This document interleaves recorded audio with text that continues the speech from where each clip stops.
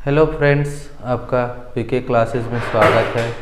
जैसा कि हमने पीछे क्लासेस में बात की थी कि किस तरीके से हम लोग linear equation in two variables को सॉल्व करेंगे, अब उसी चीज़ को आगे बढ़ाते हुए हम लोग नेक्स्ट चैप्टर में क्वाड्रेटिक इक्वेशन के बारे में बात करेंगे। तो जैसा कि हम लोगों ने two equation in linear of two variables में हम लोग जाना था, मीन्स टू वेरिएबल्स में हमने जाना था कि कैसे अलग अलग मेथड्स का इस्तेमाल करके हम लोग किसी भी सॉल्यूशन को, किसी भी प्रकार के वेरिएबल के सॉल्यूशन को फाइंड आउट कर सकते हैं। अब हम लोग क्वाड्रेटिक इक्वेशन के बारे में जानेंगे। तो सबसे पहले हम लोग क्वाड्रेटिक इक्वेशन होता क्या है, साथ ही साथ हम लोग आज ये भी पढ़ेंगे कि किस तरीके से फैक्टराइजेशन का इस्तेमाल करके हम लोग क्वाड्रेटिक इक्वेशन को सॉल्व करते हैं। तो सबसे पहले हम लोग इंट्रोडक्शन का बात करते हैं कि क्वाड्रेटिक इक्वेशन होता क्या है। जब कोई इक्वेशन, जैसा कि हम लोग टू वेरिएबल्स में बात कर रहे थे कि कोई भी इक्वेशन में अगर दो तरीके का वेरिएबल यूज हुआ है तो उसको हम लोग टू वेरिएबल्स के नाम से जानते हैं। ठीक उसी तरीके से क्वाड्रेटिक इक्वेशन का भी एक स्टैंडर्ड फॉर्म है। मीन्स जब हम लोग किसी भी क्वाड्रेटिक इक्वेशन को लिखते हैं तो उसके लिखने के एक स्टैंडर्ड फॉर्म को फॉलो करते हैं, जिससे हम लोग जान सकते हैं कि दिया गया इक्वेशन हमारा क्वाड्रेटिक इक्वेशन है या नहीं। क्योंकि अगर हम लोग यही नहीं जानेंगे कि क्वाड्रेटिक इक्वेशन है क्या और कैसे पहचानेंगे क्वाड्रेटिक इक्वेशन को, तो हम लोग उसको सॉल्व नहीं कर सकते। मीन्स हम लोगों को क्वाड्रेटिक इक्वेशन का स्टैंडर्ड फॉर्म जो होता है वो जानना होता है, जानना पड़ेगा या जान सकते हैं, तभी हम लोग किसी भी क्वाड्रेटिक इक्वेशन को सॉल्व कर सकते हैं। तो सबसे पहले हम लोग क्वाड्रेटिक इक्वेशन के स्टैंडर्ड फॉर्म को लिखते हैं। Means standard form of quadratic equation. हम लोग किसी भी क्वाड्रेटिक इक्वेशन के स्टैंडर्ड फॉर्म को जानेंगे कैसे। तो हमारा जो स्टैंडर्ड फॉर्म होता है क्वाड्रेटिक इक्वेशन का कुछ ऐसा होता है। मीन्स ये हमारा जो है स्टैंडर्ड फॉर्म है क्वाड्रेटिक इक्वेशन का। किसी भी इक्वेशन में अगर ये फॉर्म फॉलो की गई है तो वो हमारा क्वाड्रेटिक इक्वेशन कहलाएगा। मीन्स हमारा a x square plus b x plus c equal to 0 जो होगा वो हमारा क्वाड्रेटिक इक्वेशन होगा। मीन्स अगर हम लोग बात करें तो एक सिंपल एल्जेब्रिक इक्वेशन और क्वाड्रेटिक इक्वेशन में यही डिफरेंस होता है कि एल्जेब्रिक एक्सप्रेशन को हम लोग किसी भी तरीके से लिख दें, कोई प्रॉब्लम नहीं है, बट क्वाड्रेटिक इक्वेशन में हमेशा descending order, means x square plus x plus c, means ये जो है वो एक्स स्क्वायर एक्स और सी में ही डिफाइन होगा। साथ ही साथ क्वाड्रेटिक इक्वेशन हमेशा 0 के इक्वल होता है। मीन्स यहाँ पर जो ए बी और सी जो है वो एक कांस्टेंट वैल्यू होगा। मीन्स ये जो हमारा ए बी सी जो है वो क्या है, कांस्टेंट वैल्यू। और आपको पता है कि जब भी कोई वेरिएबल के आगे कोई नंबर मल्टीप्लाई होता है तो वो कोफिशिएंट कहलाता है। जैसा कि हम लोगों ने पॉलिनोमियल में देखा है कि जो भी हमारा आगे का वैल्यू होगा वो कोफिशिएंट कहलाएगा, बट ए बी और सी जनरली कांस्टेंट वैल्यू होता है। तो जब भी हम लोग कोई इक्वेशन को इस तरीके से लिखते हैं कि a x square plus b x plus c that equal to 0, तो ये हमारा एक क्वाड्रेटिक इक्वेशन को दिखाता है और इसी से हम लोग पहचानते हैं कि दिया गया इक्वेशन हमारा क्वाड्रेटिक इक्वेशन है कि नहीं। अगर कोई इक्वेशन इस फॉर्म में नहीं है तो पहली बात तो हम लोग ये कह सकते हैं कि वो क्वाड्रेटिक इक्वेशन नहीं है। अदरवाइज हम लोग उसको सॉल्यूशन करके किसी भी तरीके का रूल अप्लाई करके अगर क्वाड्रेटिक इक्वेशन में चेंज कर सकते हैं तो उसको चेंज कर लेंगे। उसके बाद हम कह सकते हैं कि दिया हुआ इक्वेशन जो है वो हमारा क्वाड्रेटिक है कि नहीं। तो हम लोगों का क्वाड्रेटिक इक्वेशन किसी भी टाइम, किसी भी समय इसी इक्वेशन में डिफाइन होता है और इस तरीके से हम लोग किसी भी इक्वेशन को, किसी भी दिए गए कंडीशंस को क्वाड्रेटिक इक्वेशन में चेंज करके बता सकते हैं कि हमारा क्वाड्रेटिक इक्वेशन क्या है। क्योंकि क्वेश्चंस आपको पूछे जाते हैं कि change the following statement into quadratic equation, तो आपको क्वाड्रेटिक इक्वेशन के लिए ये फॉर्म लाना होगा और इस फॉर्म को ही चेंज करके इस फॉर्म में ही ला करके आप किसी भी इक्वेशन को क्वाड्रेटिक इक्वेशन कह सकते हैं। नेक्स्ट हम लोग आगे बढ़ेंगे solution of quadratic equation in factorisation. तो हम लोग फैक्टराइजेशन का इस्तेमाल करके कैसे क्वाड्रेटिक इक्वेशन को सॉल्व करते हैं, इसके लिए हम लोग एक क्वेश्चन का एग्जाम्पल लेंगे, एक क्वेश्चन कंसिडर करेंगे, जिससे ये जान सकते हैं कि हमारा दिया हुआ इक्वेशन क्या आएगा। तो अगर हम लोग सॉल्यूशन का बात कर रहे हैं, सॉल्यूशन ऑफ क्वाड्रेटिक इक्वेशन, तो इस क्वाड्रेटिक इक्वेशन के सॉल्यूशन को हम लोग क्या कहते हैं, रूट वैल्यू।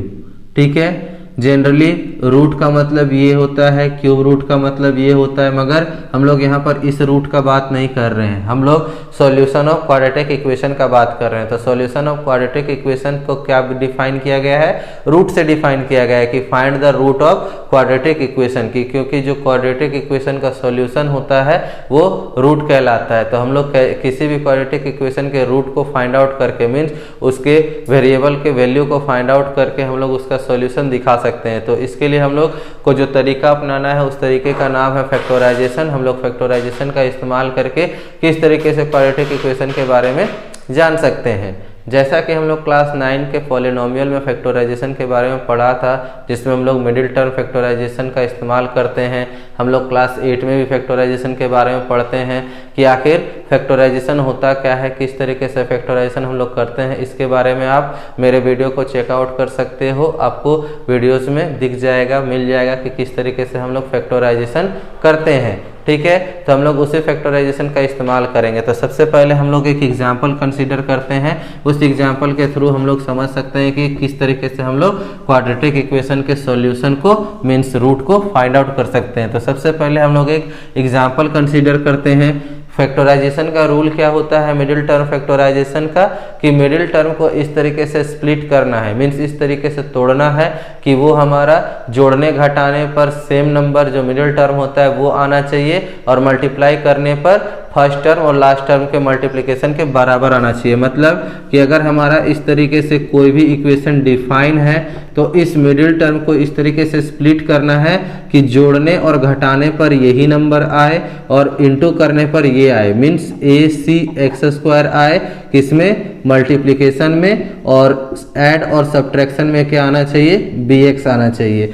तो इस तरीके से हम लोग किसी भी नंबर को फैक्टराइज करके किसी भी क्वाड्रेटिक इक्वेशन के वैल्यू के रूट्स को फाइंड आउट कर सकते हैं। तो इसके लिए हम लोग एक एग्जांपल लेते हैं कि हमारे पास एक एग्जांपल है कि 4x square plus 4x square plus 8x plus 4 that is equal to 0।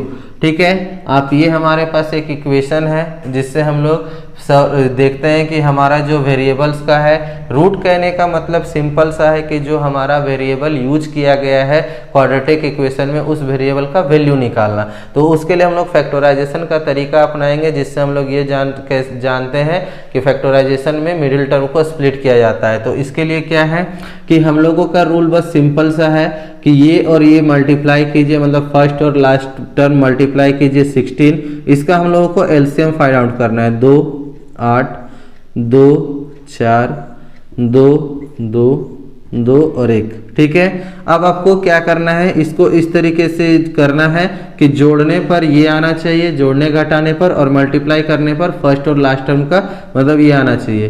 तो आप देखो, आप हम लोग यहाँ पे क्या लिख सकते हैं कि 4x plus 4x plus 4 is equal to 0।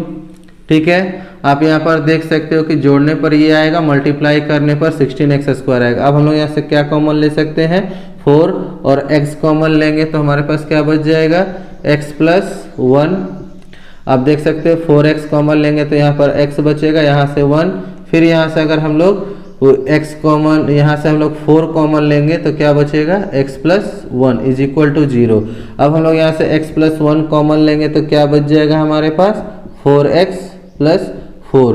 ठीक है, इसको हम लोग 0 के इक्वल। तो अब क्या करना है, अब ये वाला जो पार्ट है इस पार्ट को हमको एक बार 0 के इक्वल करना है, एक बार इस पार्ट को 0 के इक्वल करना है। तो x plus 1 is equal to 0 और x is equal to -1 and क्या 4x plus 4 is equal to 0 and 4x is equal to -4 और x is equal to -4/4 that is -1। मतलब हमारा जो इसका वैल्यू आएगा वो क्या आएगा, x का वैल्यू -1।